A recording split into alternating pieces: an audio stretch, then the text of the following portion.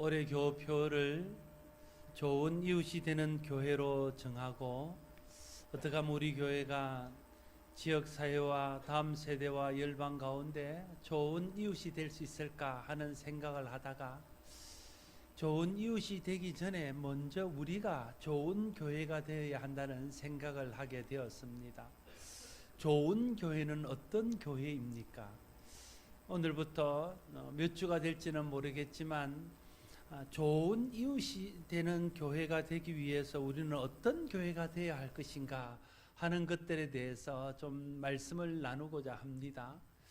교회에 대한 설교는 많이 했습니다. 특별히 금요 구역 연합 예배 때나 또 다른 특별한 예배 때 교회에 대한 설교들을 많이 했기 때문에 어쩌면 내용들이 겹치는 부분들도 있을 것입니다. 그러나 이번에 다시 한번 하나님께서 우리에게 요구하시는 교회, 성경이 말하는 교회, 성경적이고 복음적인 건강한 교회, 좋은 교회는 어떤 교회인가 하는 것들에 대해서 좀 같이 말씀을 나누면서 그런 교회로 우리가 세워져서 이웃의 좋은 교회가 되는 그런 교회가 되어지기를 소원합니다. 오늘 본문의 말씀은 예수님께서 교회를 사도들에게 위임하는 내용입니다. 예수님께서 베드로의 신앙 고백을 들으신 후에 베드로라, 내가 이 반석 위에 내 교회를 세우리니 엄부의 권세가 이기지 못하리라 말씀하고 있습니다. 이 베드로의 본래 이름은 시몬입니다. 시몬은 히브리식 아주 흔한 이름이지요. 그런데 예수님께서 그에게 반석이라는 뜻의 베드로라는 별명을 붙여주셨습니다. 베드로는 헬라식 이름입니다. 그리고 성경에 보면 게바라는 이름으로 베드로가 불리기도 합니다. 예수님도 베드로를 게바라 부르셨고 또 서신서에도 여러 번 게바라고 소개되고 있는 것을 봅니다. 이 게바라는 말은 반석이라는 뜻의 말입니다. 베드로가 헬라어로 반석이라는 뜻이고, 당시 예수님이 사시던 팔레스타인 지방에서 사용되고 있던 아람어로 반석이라는 뜻이 게바입니다. 그래서 게바나 베드로나 같은 뜻입니다.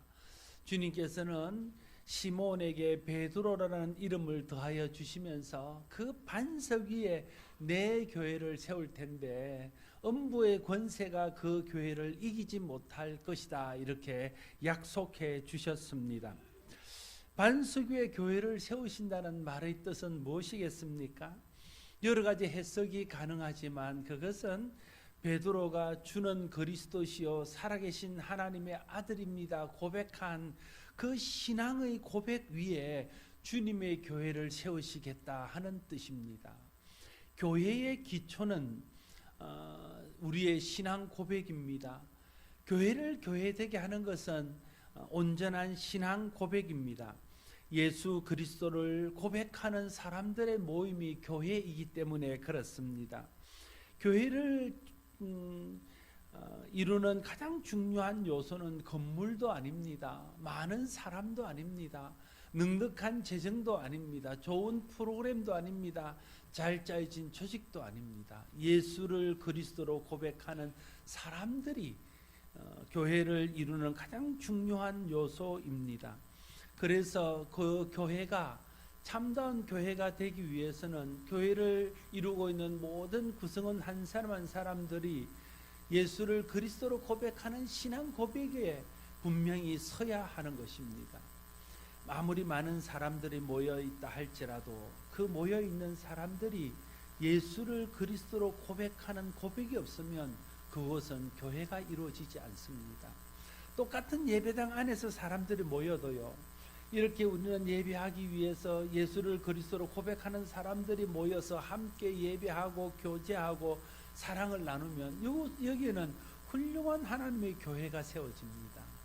그러나 예를 들어서 교회 장소가 넓어서 예비군 중대장님이 계시니까 훈련을 하는데 잠깐 예배당을 빌려줄 수 있냐 그래서 선교 차원에서 예배당을 빌려줘서 여기서 예비군 교육이 이루어진다면 아무리 예배당 건물 안에서 많은 사람들이 우리와 똑같은 자리에 앉아서 똑같은 모습으로 앉아 있을지라도 그것은 교회는 아닙니다. 그냥 모임인 것이지요. 그래서 교회를 이루는 가장 중요한 요소는 어디에 모이고 얼마나 모이는가에 달려있지 않고 누가 거기에 앉아 있는가 하는 것이 중요하고, 그것이 교회를 이루는 가장 중요한 요소라는 것입니다. 우리 교회가 건강한 교회, 성경적인 교회, 복음적인 교회, 좋은 교회가 되려면 먼저 교회를 이루고 있는 우리 한 사람 한 사람이 다 예수를 그리스도로 고백하는 고백이 분명해져야 됩니다. 그래야 그 고백이 분명한 사람이 이루는 교회가 주님이 기뻐하시는 주님의 교회, 복음적이고 성경적인 교회가 될 수 있을 것입니다.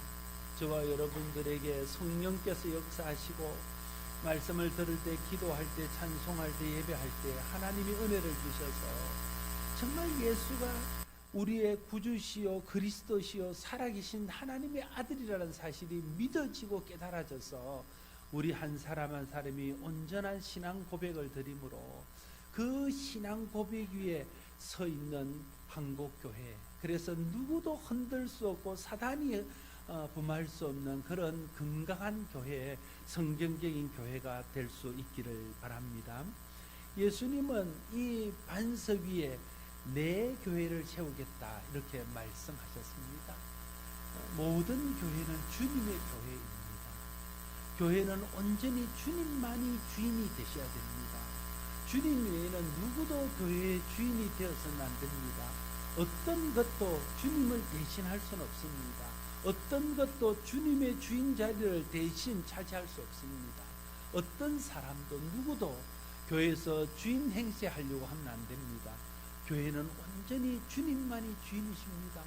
그래서 우리는 끊임없이 주님의 뜻을 묻고 주님의 말씀 앞에서 순종하기를 힘쓰는 종의 자세로 있을 때에 교회가 주님의 교회, 신앙의 터전 위에 세우신 주님의 교회가 될 수 있게 되는 것입니다.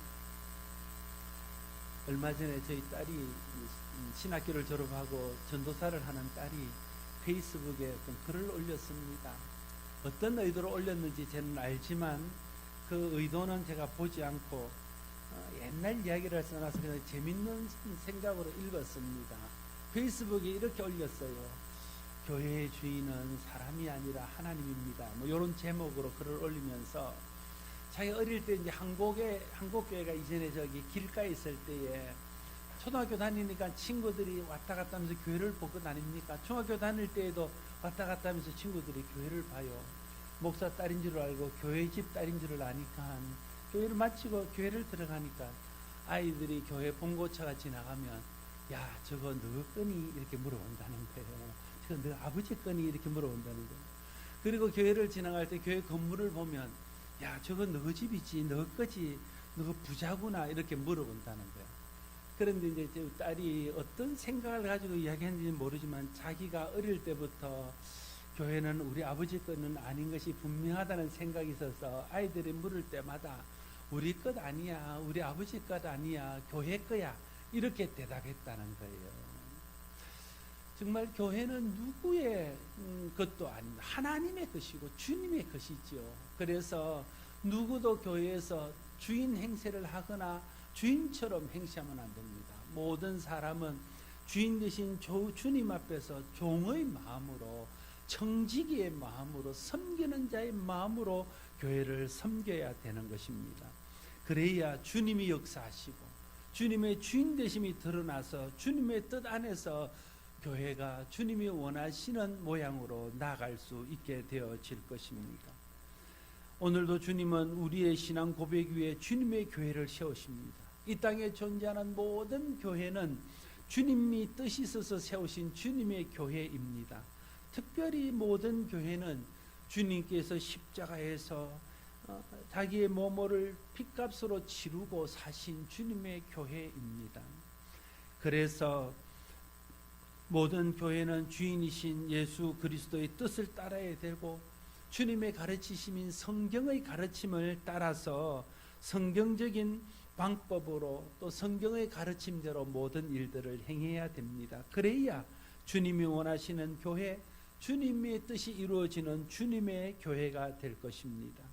우리 모두가 누구도 주인 행세하려고 생각하지 않고 오직 우리 교회의 주인은 주님이십니다. 입술로 고백할 뿐 아니라 실제로 모든 일들을 선택하고 결정할 때에 주인 되신 주님의 뜻을 묻고 주인 되신 주님께서 말씀하신 성경에서 길을 찾고 답을 얻어서 모든 것을 결정함으로 온전히 주님 뜻만이 이루어지고 온전히 주님 뜻만이 온전해지는 주님의 교회가 될 수 있기를 바랍니다. 이 주님의 교회는 음부의 권세가 이길 수 없다고 말하고 있습니다. 음부의 권세는 쉽게 말하면 죽음의 권세입니다. 예수님께서 십자가 부활을 통해서 죽음의 권세를 이기셨습니다. 그래서 교회는 주님의 몸이고 주님의 것이기 때문에 죽음의 권세가 이길 수 없는 곳입니다. 사람들이 교회에 대해서 부정적인 이야기를 많이 합니다. 특별히 포털 사이트들에 올라오는 뉴스들을 보면 교회에 대해서 좋게 말하는 경우는 거의 찾아보기 어렵습니다. 참 마음이 상합니다. 대부분 교회에 대해서 좋지 않은 기사들만 아주 강조해서 부각시키고 그러한 기사들을 많이 실습니다. 페이스북이나 SNS를 통해서 보면 많은 사람들이 교회를 비판하는 글들을 올립니다. 그 중에는 믿는 사람들도 아주 많이 포함되어져 있습니다. 물론 교회가 잘못하는 점들이 있습니다. 교회가 비판받아 마땅한 일도 있습니다. 교회에 허물들이 있고 지탄받을 만한 그런 일들이 있습니다. 그렇다고 해서 교회에 소망이 없다든지 교회가 자생 능력을 잃어버렸다든지 교회는 더 이상 기대할 것이 없다든지 교회는 세상에 소망이 아니라든지 이렇게 말하면 안 된다는 거예요. 왜냐하면 교회는 주님의 교회이고 음부의 권세가 이기지 못하게 하시겠다 하신 주님의 피로 값주신 소유이기 때문에 그렇습니다. 세상 사람들은 그렇게 말할 수 있습니다. 그러나 믿는 사람들조차 그렇게 말하는 것은 잘못입니다. 아무리 교회에 허물이 보이고 인간적으로 인해서 교회가 잘못된 부분들이 드러난다 할지라도 그럼에도 불구하고 교회는 주님의 교회시고 주님이 붙들고 계시는 교회이기 때문에 교회가 반드시 승리하고 교회가 반드시 세상의 소망으로 나아갈 것이라는 것을 믿는 믿음으로 그렇게 믿음으로 선포하고 또 그렇게 믿고 그렇게 나아가야 된다는 거예요. 우리 입술을 지키면서 믿음의 말을 하고 믿음으로 하나님께서 역사하실 것을 기대하고 주님을 의지하며 나아가는 것이 교회를 대하는 바른 태도입니다. 교회는 세상의 소망입니다. 왜냐하면 교회가 그리스도가 교회의 주인이고 교회는 그리스도의 몸이기 때문에 그리스도가 세상의 소망이고 세상의 유일한 구원의 길이기 때문에 교회는 세상의 유일한 구원의 길이고 교회는 세상의 유일한 소망입니다. 그것을 우리가 잃지 말아야 된다는 거예요. 그것을 잊어버리지 말아야 된다는 겁니다.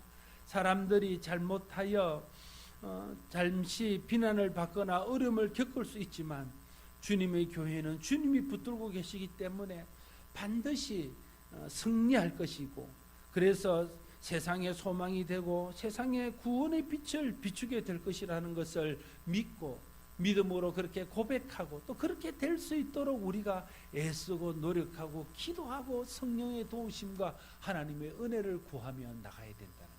그것이 우리가 교회를 비난하고 교회의 허물을 덜추고 정의라는 이름으로 교회의 잘못들을 계속 이야기하는 것보다 우리가 해야 될 진정한 일이라는 것입니다. 많은 예수 믿는 사람들이 패배감에 젖어 있습니다. 교회는 더 이상 소망이 없어. 교회는 안 돼. 이런 생각 속에 젖어 있다는 거예요. 목회자들조차도 그런 패배감 속에 젖어 있습니다. 교회는 안 돼. 더 이상 소망이 없어. 세상에 영향을 줄 수가 없어. 세상에 거룩한 영향을 주기는 이제 틀려서 이런 생각들을 자꾸만 가지고 있다는 거예요. 그러니까 어떻게 교회가 세상에 소망을 주며 어떻게 교회가 세상에 희망이 될 수 있겠냐는 거예요. 믿는 자들이 교회에 보여지는 어떠한가 상관없이 인간의 허물이 있지만 교회는 주님의 교회고 주님이 붙들고 계시고 주님께서 세상에 죽음의 권세가 이기지 못하게 하시겠다고 약속했기 때문에 교회는 세상의 소망입니다. 선포해야 되고, 교회가 세상의 빛입니다. 선포하고 그 소망, 그 빛을 드러내는 일에 힘써야 된다는 거예요. 그래야 진짜 교회가 세상의 소망으로 세상의 어둠을 이기고 세상의 사단의 권세를 이기고 예수 그리스도의 빛을 드러낼 수 있는 교회로 설 수 있게 되어질 것입니다. 여러분 기억하십시오. 주님의 교회는 음부의 권세가 해할 수 없다고 주님이 약속하셨습니다. 주님의 교회가 이기고 그는 반드시 주님의 교회가 서서 주님의 교회가 세상의 소망이 될 것이라고 말씀하셨습니다. 우리가 그것을 믿고 그것을 입술로 시인하고 선포하고 또 그런 세상의 소망이 되는 교회, 빛이 되는 교회가 될 수 있도록 우리를 살피고 우리를 새롭게 하는 일에 힘써야 될 것입니다. 주님은 천국의 열쇠를 또한 베드로에게 맡긴다고 말씀하셨습니다. 이에 대한 신학적인 견해들도 분분합니다. 그러나 가장 합당한 해석은 주님께서 베드로와 사도들에게 교회를 위임한다는 의미로 받아들이는 것이 가장 합당할 것입니다. 주님은 주님의 교회를 사람에게 맡기셔서 사람들을 통해서 일하십니다. 특별히 주님은 주님의 교회를 주님을 사랑하고 주님께 충성하는 구원받은 사람들에게 교회를 맡기십니다. 그래서 주님께서 베드로에게 양무리들을 맡기고 양떼를 맡기시기 전에 물어보신 것이 네가 나를 사랑하느냐 하는 것 아닙니까? 그리고 베드로가 3번씩이나 주님을 사랑한다고 고백하게 될 때에 주님께서 그 양무리 교회를 베드로와 사도들에게 맡기셨습니다. 주님은 주님을 사랑하는 사람들에게 교회를 맡기십니다. 우리가 정말 주님을 기뻐하는 교회, 주님의 뜻을 이루는 교회, 주님이 위임하신 일들을 주님의 뜻대로 행하는 교회가 되기 위해서는 우리 교회가 주님을 사랑하는 교회가 되어야 되고 우리 한 사람 한 사람이 주님을 진심으로 사랑하는 사람들이 되어야 된다는 겁니다. 빌립보서에 보면 그리스도의 마음을 본받으라 이렇게 말했는데 도대체 우리가 본받아야 될 그리스도의 마음은 무엇입니까? 물론 빌립보서에서는 주님의 겸손을 본받으라 하셨습니다. 그러나 주님의 마음은 주님이 사랑이시기 때문에 주님의 마음 역시 사랑입니다.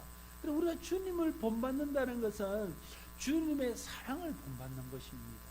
우리 교회가 주님을 본받는 교회가 된다는 것은 주님의 사랑을 본받는 교회가 되어서 그 사랑으로 주님을 사랑하고 그 사랑으로 이웃을 사랑하는 교회가 될 때에 우리 교회는 주님이 사랑하시는 교회, 주님을 사랑하는 교회, 또 사랑이 넘치는 교회가 되어질 것입니다.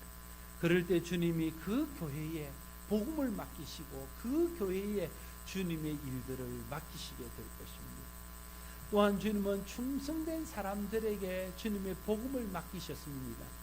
디모데전서 1장 12절에 보면 사도 바울은 이렇게 고백합니다. 나를 능하게 하신 그리스도 예수 우리 주께 내가 감사함은 나를 충성되이 여겨 내게 직분을 맡기심이니. 이렇게 바울은 자신에게 거룩한 직분을 맡기신 것이 너무 감사합니다. 그러면서 생각해 보는 거죠. 도대체 하나님이 나의 무엇을 보고 내게 직분을 맡기셨을까? 나 같은 사람에게 왜 직분을 맡기셨을까?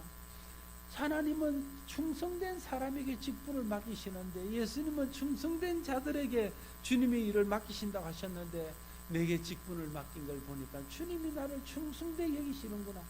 그게 감격스러운 거예요. 주님의 일을 맡은 것도 감격스러운데 주님이 나를 충성스럽게 여겨주신다는 것이 감격스러운 겁니다. 주님이 나를 충성스럽게 여기셔서 이 직분을 맡기셨구나. 그래 내가 그러면 충성스럽게 주님의 기대대로 충성해야지. 그런 마음을 가지고 직분을 감당하게 되는 것입니다. 그래서 고린도서 4장 2절에서 우리에게 말하기를 맡은 자에게 구할 것은 충성이라고 말하고 있습니다. 그리고 디모데후서 2장 2절 말씀 또 내가 많은 증인 앞에서 내게 들은 바를 충성된 사람들에게 부탁하라. 그들이 또 다른 사람들을 가르칠 수 있으리라 말하고 있습니다. 주님께서는 충성된 사람에게 복음을 맡기시고 충성된 사람들에게 교회를 맡기셔서 그를 통해서 주님의 복음을 드러내고 주님의 뜻을 드러내신다는 것을 말하고 있는 것입니다.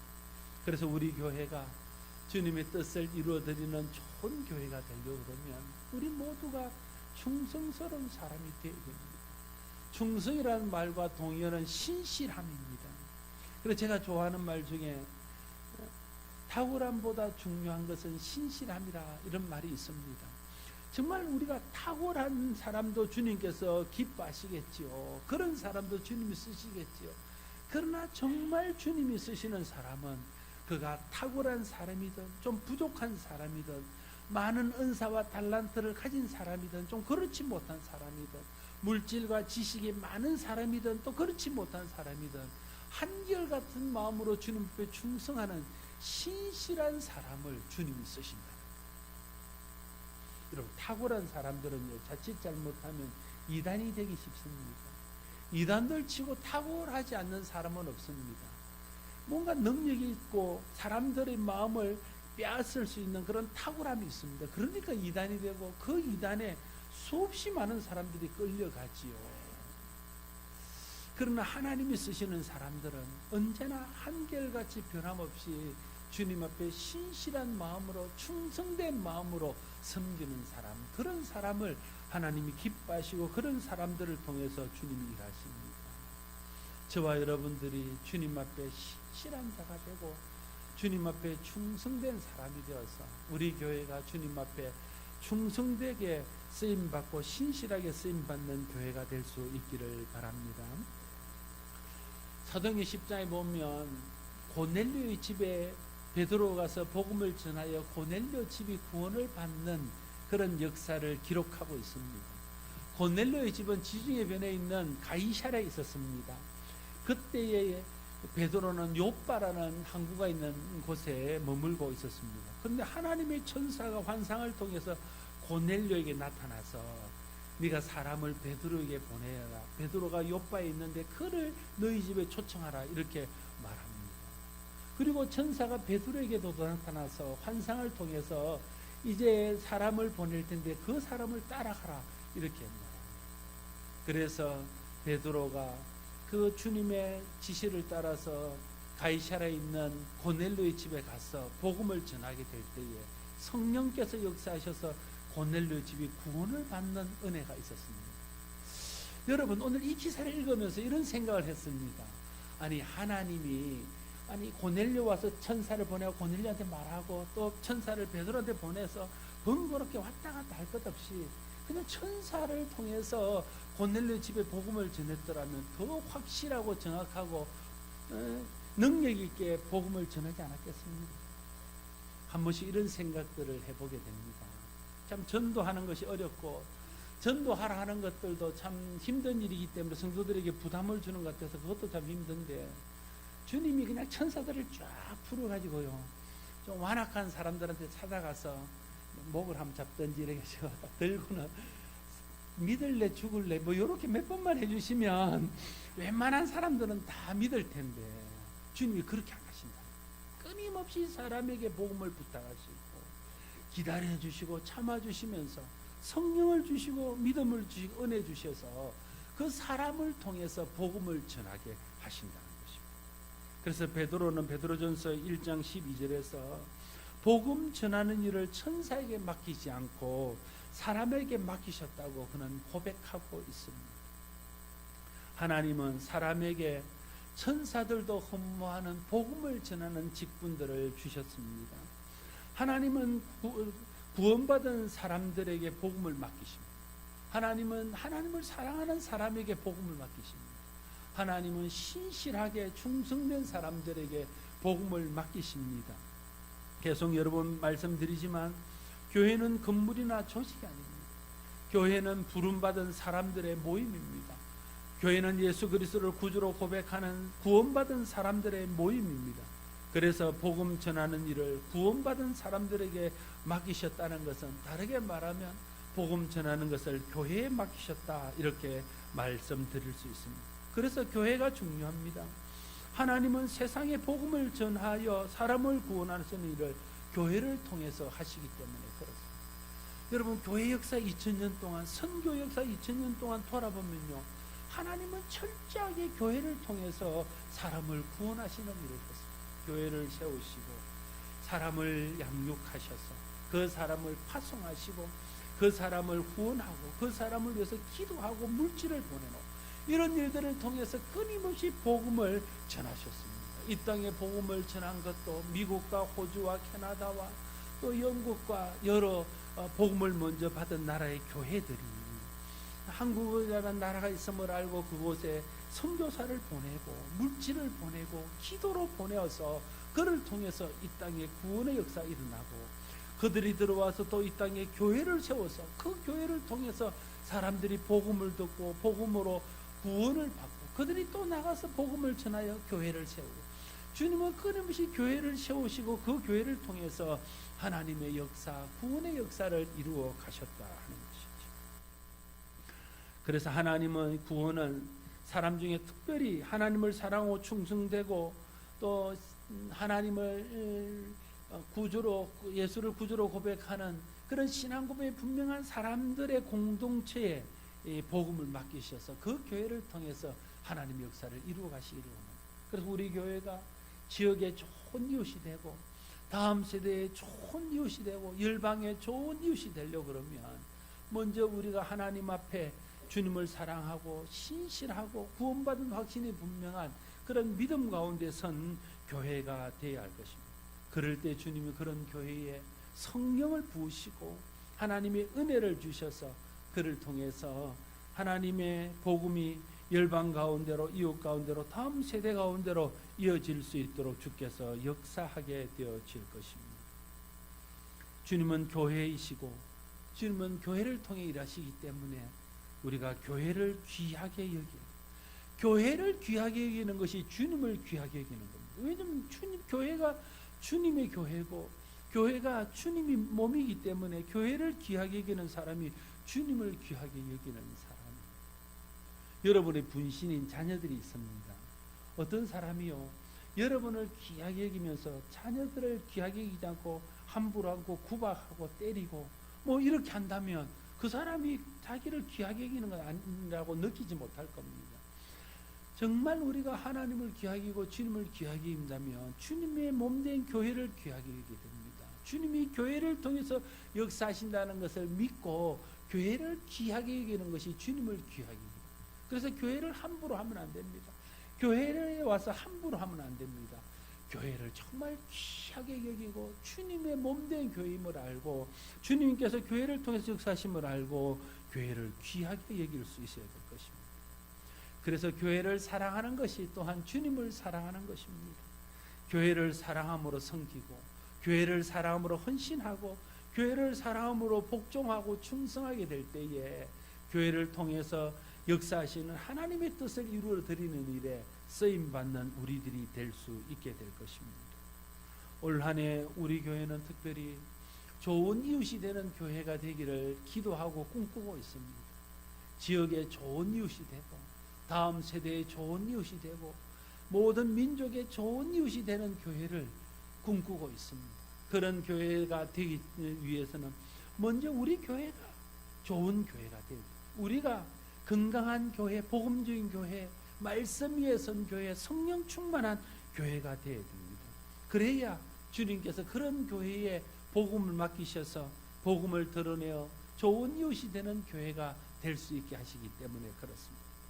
하나님 앞에 신실하고 주님을 열심히 사랑하고 뜨겁게 사랑하고 날마다 신앙을 새롭게 해서 우리 교회가 그렇게 주님 쓰실 만한 좋은 교회가 되어서 올 한 해뿐만 아니라 계속해서 우리 교회가 이웃의 좋은 교회가 되고 열방의 좋은 교회 되고 다음 세대의 좋은 교회가 되는 그런 은혜가 있게 되기를 바랍니다. 기도하겠습니다.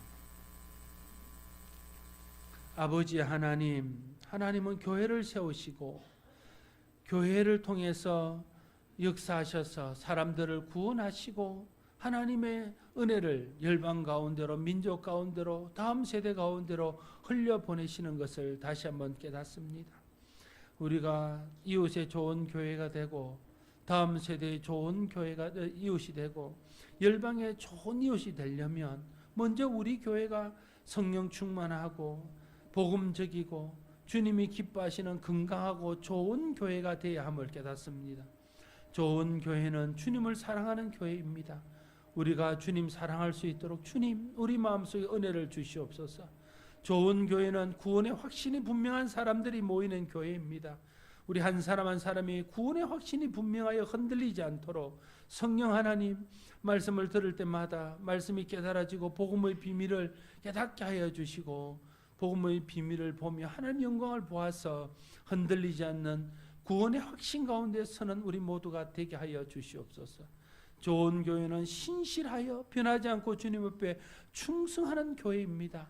하나님 우리 한 사람 한 사람을 신실하게 하시고 충성되게 하셔서 우리 교회가 흔들리지 않는 좋은 교회, 좋은 이웃이 되는 교회가 될 수 있도록 축복하여 주시옵소서. 예수님 이름으로 기도드리옵나이다. 아멘.